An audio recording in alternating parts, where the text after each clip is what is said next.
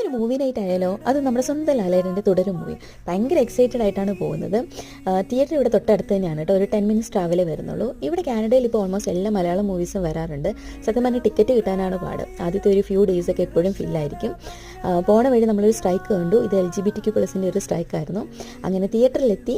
നമ്മൾ online book ചെയ്തിട്ടാണ് വന്നത്. അതുകൊണ്ട് ജസ്റ്റ് ടിക്കറ്റൊക്കെ ഒന്ന് സ്കാൻ ചെയ്തിട്ട് നേരെ നമ്മൾ ഫുഡ് കൗണ്ടറിലോട്ടാണ് പോയത്. അവിടെ നമ്മൾ വലിയൊരു പാക്കറ്റ് പോപ്കോൺ മേടിച്ചു. പോപ്കോൺ ഇല്ലാതെ എന്ത് സിനിമ.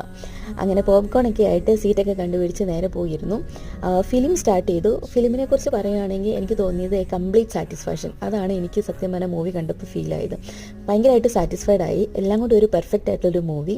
നല്ല ബാക്ക്ഗ്രൗണ്ട് മ്യൂസിക് കാര്യങ്ങൾ, പിന്നെ ലാലേട്ടൻ്റെ പഴയ കുറേ ജസ്റ്റേഴ്സ് മാനേഴ്സ് കാര്യങ്ങളെല്ലാം ഇതിൻ്റെ അകത്തുണ്ട്. നമ്മൾ ലാലേട്ടനിൽ നിന്ന് ആഗ്രഹിക്കുന്ന കുറച്ച് കാര്യങ്ങളുണ്ടല്ലോ, അതെല്ലാം എനിക്ക് ഈ ഒരു മൂവിക്കകത്ത് നിന്ന് കിട്ടിയതാണ് എനിക്ക് തോന്നുന്നത് കേട്ടോ. അത്രയ്ക്ക് ഭയങ്കര പെർഫെക്റ്റ് ആയിട്ടുള്ളൊരു മൂവി. ദെൻ ഫിലിമിന് ശേഷം കുറച്ച് ഫുഡ് കാര്യങ്ങളൊക്കെ കഴിച്ചിട്ടാണ് നമ്മൾ നേരെ വീട്ടിലോട്ട് പോയത്.